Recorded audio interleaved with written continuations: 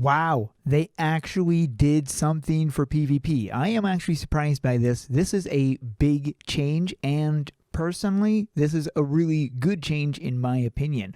The Marks of Glory is now a daily that you can do, battling it out, but there's only one. Play 3 games. The win 3 games is no longer available. It's been replaced with just one quest, and look at the Marks of Glory. 1,500. Just play 3 rounds. You're going to be getting that amount of glory. And if you're thinking, well, there's really not much that I would use in these shops anyways, I would say think again, because there are some really nice stuff in these shops, especially because you can get another travel form, just another free travel form, not to mention some pets you can get out of there, a variety of different styles of cosmetics. And yes, they are cosmetics, but I mean, look at that.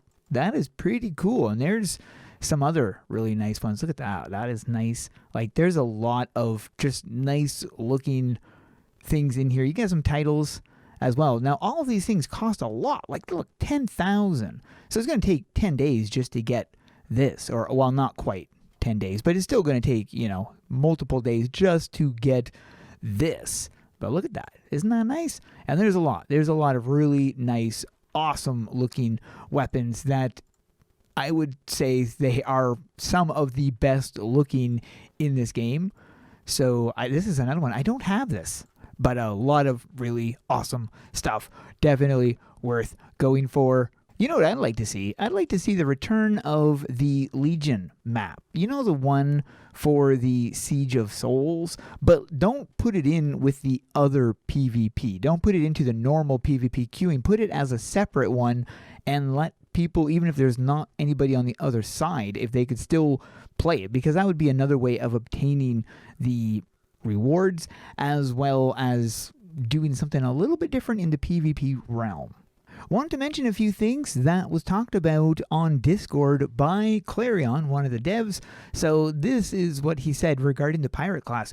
Pirate class changes inbound, and I don't think he's just talking about a new skin. Then he said, I also want to look at seeing if we can give each class a passive that changes their stats, make a melee tankier, and I agree, or ranged squishier. But we're looking at giving the pirates flak shot and AoE. Oh, okay, so that's the change right there. That's what they are thinking of doing, making the flak shot an AoE, which I actually think is a really good idea. I personally think that would improve the class overall because it is currently just a single target class. Ranged classes can just run while shooting and already do a lot of damage. I think it makes a lot of sense for them to be less tanky than melee. This is true, because when you are thinking of ranged, you're supposed to kind of keep your distance. He also said we don't have different armor classes like plate, mail, or leather, so we'd have to do it via a passive. So it would be an actual passive on the class. When asked about nerfing classes, he said, I think nerfing their damage would feel pretty bad, and nerfing their range would also feel pretty bad. The motives behind this is, I mean, listen to this. The reason bosses can be cheesed are the ranged classes. We really need to figure something out with that at some point. Not sure what it'd be, though. And, I mean, when you think about it, that is pretty true. When we're cheesing the bosses, the way that we do it most of the times is with the ranged classes. So we get some behind the scenes look. Clarion said, I really want to double down on tool creation. We're updating stuff in the background. Spellforged items are a new tool set for us. And so that's one of the goals for the team, is to make tools that allow us to make big content like that easier.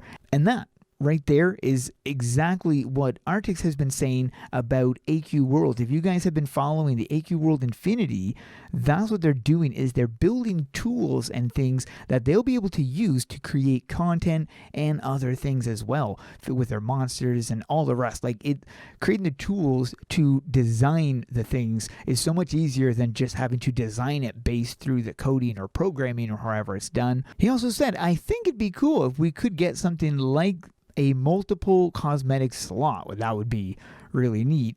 That all cast a spell, like the ghost thing. We've already got a backlog of features being worked on though, so probably not anytime soon.